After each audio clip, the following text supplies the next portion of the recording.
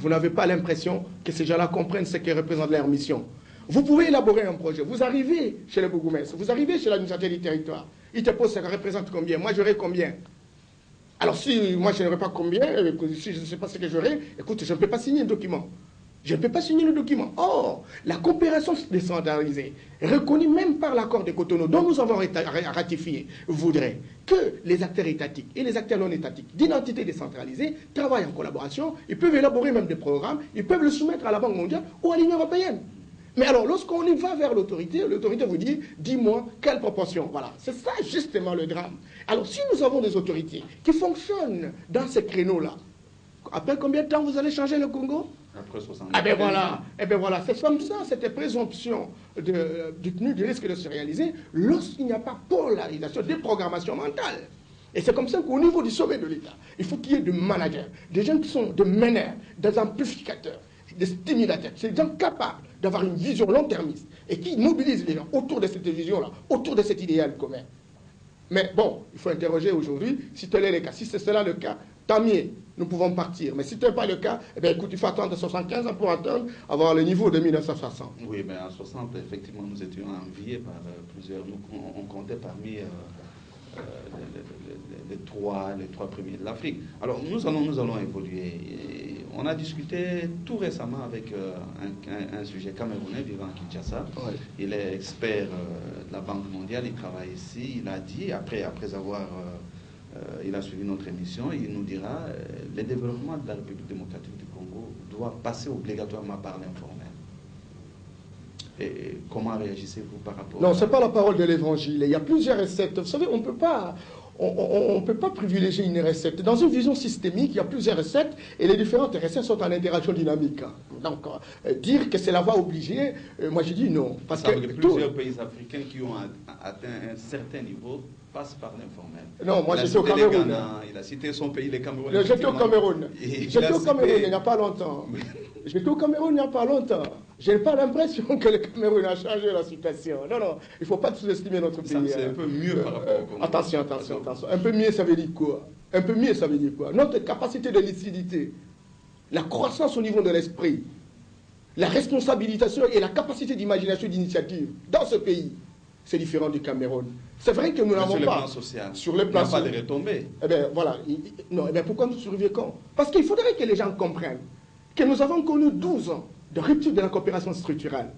Et beaucoup de projets qui ont été financés en proportion de 53% dans ce pays n'ont fonctionné qu'avec l'aide extérieure. Et que nous, après cette rupture-là, nous sommes restés seuls. Et les Congolais, avec ses capacités d'initiative, à générer des alternatives, et qui ont permis naturellement à tout un peuple de survivre. Et aujourd'hui, il faudrait qu'on puisse justement nous reconnaître d'avoir survécu. On ne peut pas comprendre pendant 12 ans et que nous sommes plus sous biberon de la communauté internationale et qu'aujourd'hui nous puissions justement avoir la vie. Il faut capitaliser tous ces efforts-là qui ont été faits. Et dans bien des cas, même au niveau de l'extérieur, on n'a pas tendance à reconnaître cela. Aujourd'hui, vous allez même dans le territoire, vous allez dans bien des territoires, vous trouvez, il y a l'absence avec la guerre, il n'y a même pas de machettes. Mais nos forgerons sont en train de produire des machettes aujourd'hui, des pistes de solutions alternatives. Et si nous avions un gouvernement responsable, et qui sait encadrer ces gens-là, ne serait-ce qu'à les soutenir, les donnant des subventions d'exploitation, je crois qu'ils peuvent pas créer des usines, des machines naturellement pour faire conduire à grande échelle. Sur cela, tout en acceptant naturellement que nous fonctionnons dans l'informel, et la capitalisation de l'informel est une bonne chose pour nous de manière à pouvoir avancer. Mais je constate que l'informel, pour qu'elle devienne rentable et profitable pour le pays, il faudrait qu'elle soit formelle. Et donc, l'identification des activités informelles doit être formalisée pour qu'elle puisse servir au pays. Mais si elle reste dans l'informel, essentiellement dans l'informel, écoute, les pays ne pourront pas bénéficier. C'est comme ça que... pour l'autosubsistance. Bien entendu. Cet informel-là, une maman qui vient chaque jour pour vendre des chikwang et prendre une chikwang pour nourrir la maison, une autre chikwang pour permettre le fonds de roulement. Qu'est-ce que vous pouvez entendre de cette maman-là? Et le gouvernement de la République, c'est comme ça que dans beaucoup de cieux, le gouvernement de la République met en place ce qu'on appelle des banques pour donner des crédits. À un moment donné dans la République à 81, on a mis en place la banque de crédit agricole. Moi-même, j'ai fait toute une étude par rapport à cela. Et toute analyse faite, on a constaté juste que 1% seulement de budget, de crédits ont été octroyés aux paysans, qui étaient basés dans les villages. Ce ne sont pas des paysans, ce sont des coopératives confessionnelles, etc. Et que le reste, les 99%, étaient destinés aux membres du comité central. Tous ces gens qui englobent aujourd'hui, qui sont dans les parlements, qui sont dans les sénats, etc., qui croient être des expérimentés dans la destruction, etc. Eh bien, écoutez, ils ont beaucoup bénéficié de tout cet argent. Et alors, si cet argent, cette banque qui aujourd'hui est en faillite, devait servir pour aider tous ces agronomes qui terminent dans des universités, qui n'ont pas quoi faire et qui peuvent s'installer comme des éléments dynamisants, comme des entrepreneurs dans leurs milieux respectifs, etc. Mais écoute, on irait très loin. Oui, mais on vous entend parler, monsieur Yamba, Norbert, c'est vraiment la manne doit venir du gouvernement, le gouvernement doit donner. Est-ce que les gens ne peuvent pas s'organiser en coopérative comme partout ailleurs? Au Cameroun, l'expert a dit, même si vous n'êtes pas d'accord avec lui, vous estimez que le Cameroun n'a pas progressé, il a dit... Non, je ne dis pas que le Cameroun est organisé. En fait, à la différence, quand je regarde le rapport du Cameroun, le respect des clients, le respect des passagers, etc., et la manière où les choses sont organisées par cette marée humaine qui arrive au tarmac, etc., donc le Cameroun est en avance, ça c'est évident. Quand vous regardez les routes, comment c'est entretenu, des routes sont tout petit peu engraissées par rapport à nos routes qui aujourd'hui ne représentent presque rien, etc. Donc, ça c'est évident, mais le Cameroun c'est un peu tout petit par rapport au Congo qui est un sous-continent, ça c'est évident.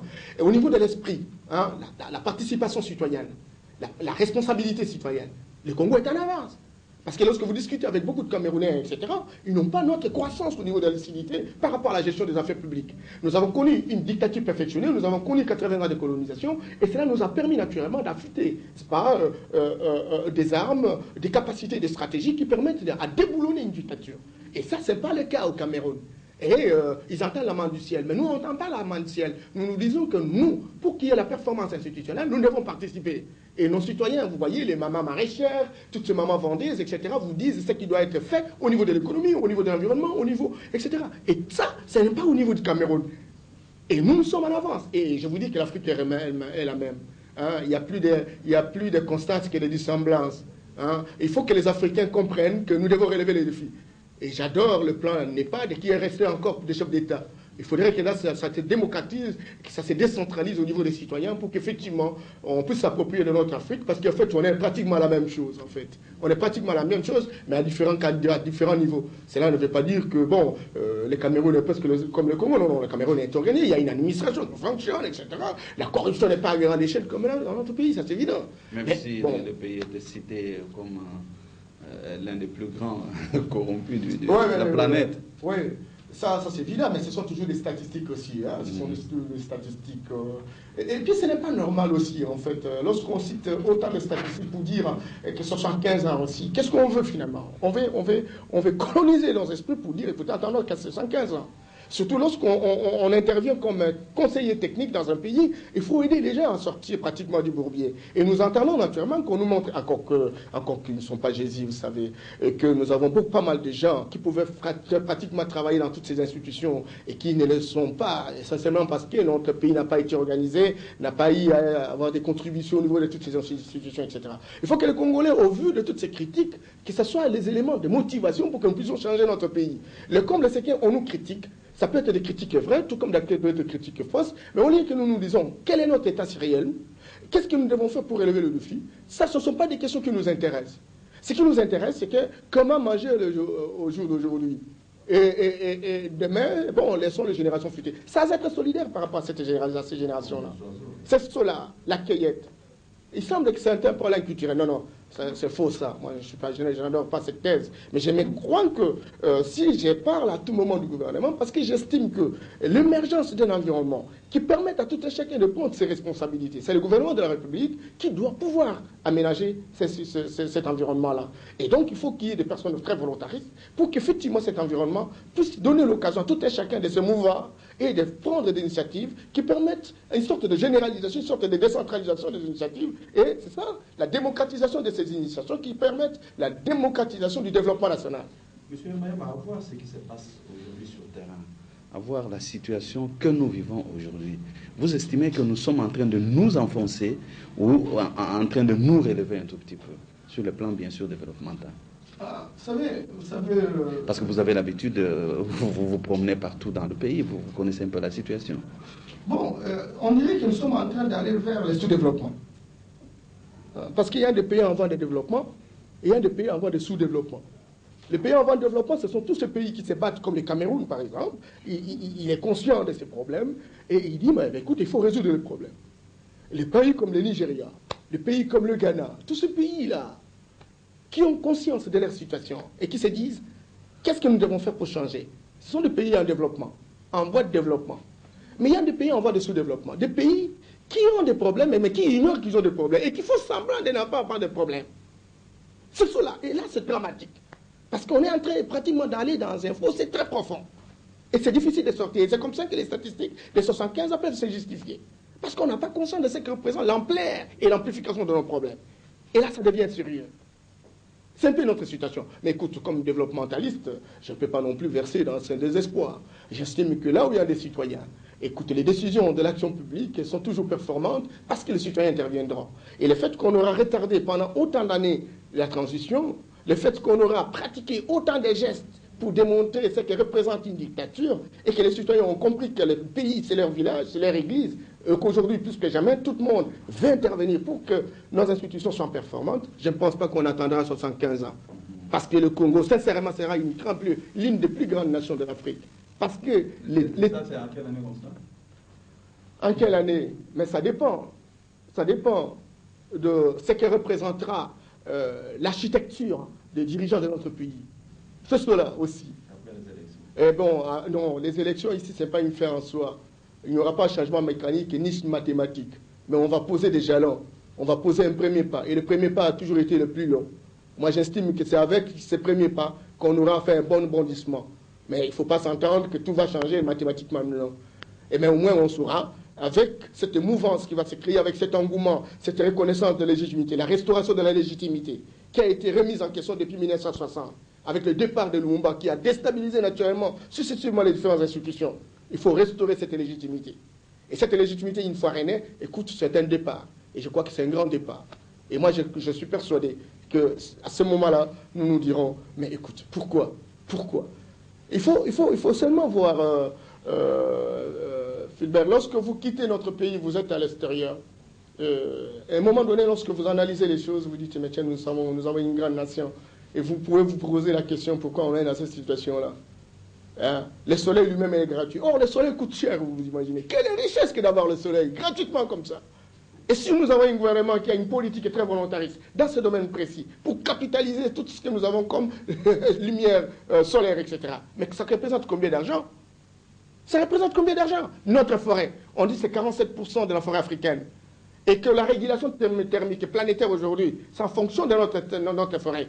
Est-ce qu'il y a eu, au niveau du ministère de l'Environnement, des gens qui ont fait le calcul pour donner la facture, négocier au niveau international pour dire, écoutez, voilà notre forêt représente telle potentialité, voilà les degrés d'intervention de notre forêt au niveau de la régulation thermique planétaire, etc., et que la communauté internationale doit pouvoir déverser tel montant à cause de ce patrimoine mondial.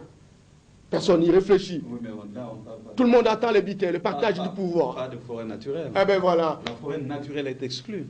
La forêt naturelle... Vous savez, j'étais à Guémena. La forêt naturelle est exclue. Donc, pas question de donner de l'argent pour ceux qui ont la forêt naturelle. Ah, c'est pas question de donner de l'argent à ceux qui ont de la forêt naturelle. Mais écoute, même dans tous les accords de Kyoto... Les experts voyagent et ils acceptent cela. Pourquoi nous avons des aménagistes, nous avons des forestiers, nous avons des environnementalistes? Pourquoi il y a un ministère? S'il y a une décision qui a été prise. Mais écoute, qu'est-ce qu'on fait généralement dans les négociations internationales? On crée ce qu'on appelle des alliances. Et des alliances autour des intérêts croisés. Tous ces pays d'Afrique qui regorgent aujourd'hui une grande forêt, qui jouent un rôle prépondérant au niveau de la régulation thermique planétaire, ben ces pays-là ils ont des intérêts croisés, ils doivent se mettre ensemble pour négocier autour des institutions internationales qui existent dans cette matière. Qu'est-ce qu'on fait par rapport à ça? Un professeur à moi, quand j'étais à l'université d'Anvers, me disait que chaque fois lui il était directeur général, c'est pas au niveau de l'Union européenne, il dit, souvent on se rencontre avec nos frères africains, et puis bon, pour négocier des accords, et généralement, lorsqu'ils viennent, nous on présente les projets, parce qu'ils n'ont pas de projet alternatif. Et nous on présente, ils contestent, mais ils ne savent pas proposer. Ça veut dire quoi? c'est la jouissance. On est tout le temps au bureau en train de voir comment on va se taper un immeuble, comment on va construire un flat, comment on va marier, je ne sais pas, autant de femmes, etc. Et tout le temps en train de mijoter tel bureau de Kitambo, il faut quitter le bureau de Kitambo, aller, je ne sais pas, à Bandal. Et on est formaté que des mensonges et on vit dans le mensonge et on oublie de réfléchir pour faire sortir le pays du bourbier. C'est ça. C'est ça. Il y a une crise au niveau de l'universitaire aujourd'hui. Combien de fois vous avez suivi des discours universitaires qui normalisent la normale? C'est cela. Il faut qu'on en prenne conscience et qu'on rectifie les tirs. C'est très important. Et tout ça faisant combine, fait qu'aujourd'hui, le PNUD puisse projeter 75 ans pour retourner à la situation de 1960. Mais moi, je ne suis pas d'accord avec ça. J'estime que la crise est en amont du développement. Lorsqu'il y a une crise qui assiège un peuple, et quand ce peuple se réveille, c'est pour avancer avec une vitesse de croisière. Et je suis persuadé qu'on y arrivera. Oui, M. Yambayamba accuse les experts du gouvernement, le gouvernement, mais il y a aussi la société civile. Vous êtes vous-même membre de la société civile. Oui. Les environnementalistes de la société civile ont été partout en Afrique, oui, mais ils ne proposent pas grand-chose pour notre pays. Tout à fait, tout à fait. Mais aujourd'hui, papa, aujourd'hui, Philbert, il y a une organisation. Les accords de Cotonou, à son article 6, détermine que la société civile doit être un cadre de consultation pour les décisions gouvernementales par rapport à la gestion de la société. Peut-être que cela n'est pas encore diffusé parce que c'est le rôle du gouvernement d'encadrer la société civile par rapport à cette dynamique. Et la société civile aussi dépend et de lire tous ces textes-là. Il me semble qu'il y a toujours un problème. Vous savez, dans une société de crise, chacun devenant réfugié économique, et il se bat pour être réfugié et de se préoccuper naturellement pour la sortie du pays du bourbier. C'est cela. Mais toutes ces dispositions existent. Toutes ces dispositions existent. Et cette société civile, moi, par exemple, combien de fois, moi, je parlais de la question des espaces verts. Vous savez le rôle d'un espace vert dans la ville? Est-ce que tous ces Belges qui ont laissé ces espaces verts, Fulbert, vous croyez qu'ils étaient imbéciles? Ils n'avaient pas possibilité de pouvoir construire dans ces espaces verts? Comment pouvez-vous imaginer que ces espaces verts soient affectés à des lotissements et personne ne dit mot et à un gouvernement? Et lorsque nous, société civile, nous disons environnementalistes de son État, on essaie de dire attention, attention, tous les changements climatiques qu'on est en train de vivre aujourd'hui, ça vient d'où? Voilà, tout ce que cette forte densité, avec toute la chaleur que nous assistons, c'est quoi au juste?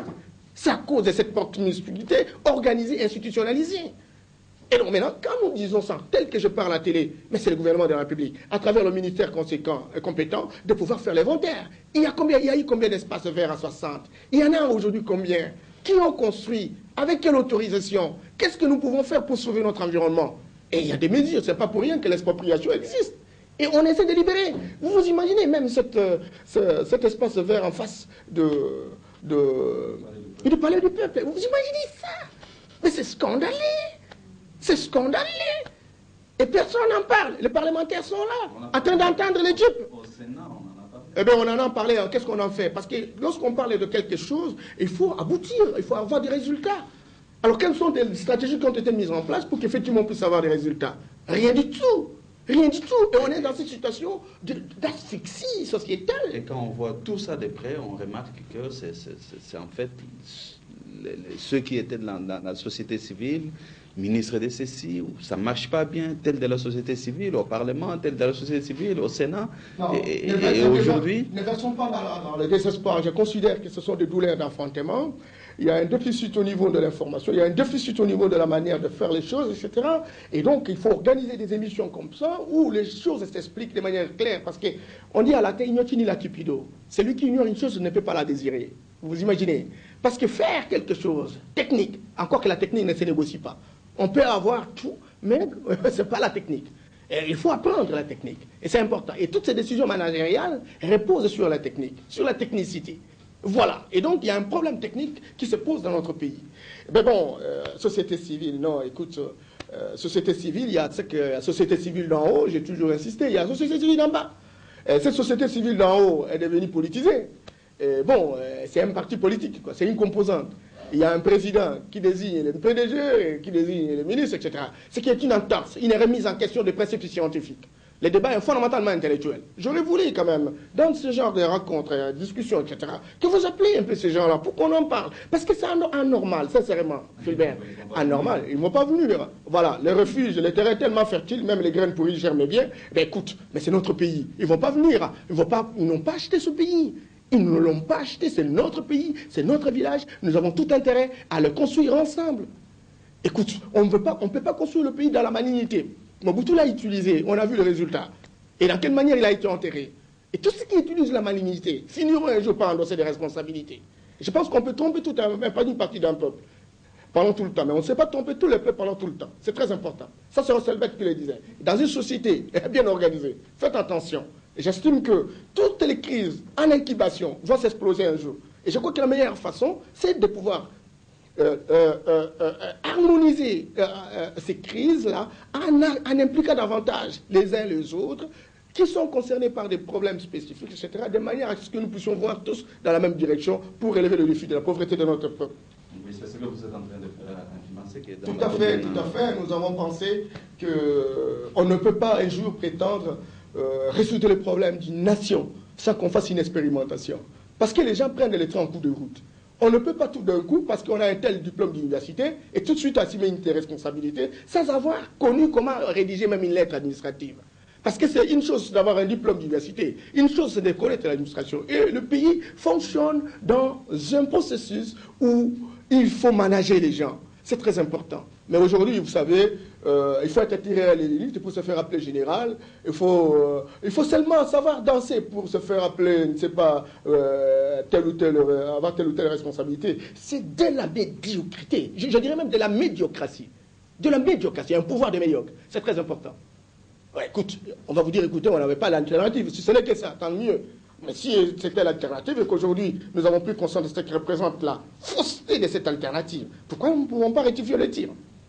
Oui, mais à quelle base d'écrire vous avez, en fait, on a lancé un ultimatum pour qu'il y ait de l'eau du courant, parce qu'on ne peut pas parler du gouvernement sans eau, sans courant. C'est ça. Mais qu'en est-il aujourd'hui